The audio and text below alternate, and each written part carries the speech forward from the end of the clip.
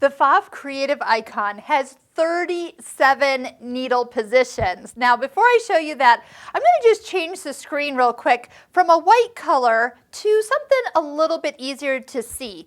If you need to see something showing up, touch the icon with the little gear. That goes into your settings menu. You'll see sewing settings, embroidery settings, and then machine settings. In the machine settings, if you pick something a little bit darker and then touch OK, you'll notice that your stitches and the items you pick are going to be white on that dark background. So I'm going to show you a few things on that darker background just so it's a little easier to see. So when you are looking for needle positions, start by touching Stitch Edit. We'll start with the straight stitch because that's the easiest, and as you plus, you're going to notice the increments are so small. Why in the world do you think you would need 37 needle positions? Well, here's the thing. When you start working with decorative stitches, top stitching, you will find that having that many needle positions is going to be a lifesaver.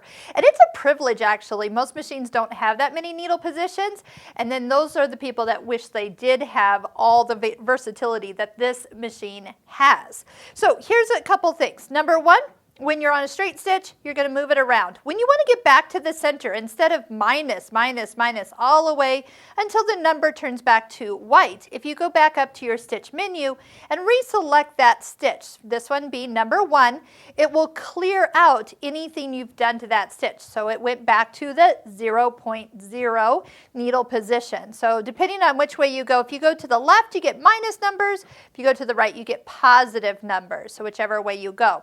Now, I want to show you, let's just kind of zip over to a decorative stitch. I don't know which one I'm going to, but I am going to pick one that would make sense. Okay, so let's just pick from that menu.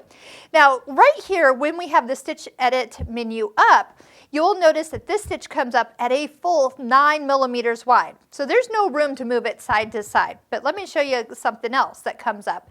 See right below this zigzag icon here? There's two dots, a green dot and a gray dot. When you touch the gray dot, it goes to needle position. Now, there's nothing to move because it's at its fullest, but watch this.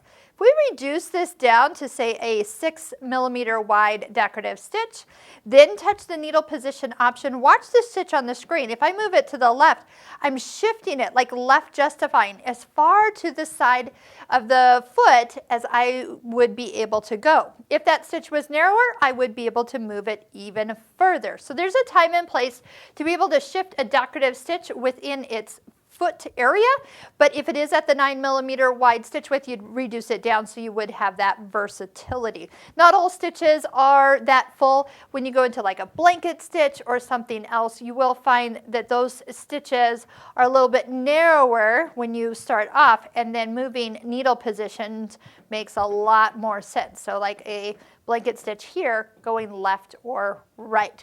If you don't want the screen up, just touch Stitch Edit, and then you have the full screen to stitch from, and yet still all those stitch options at your fingertips.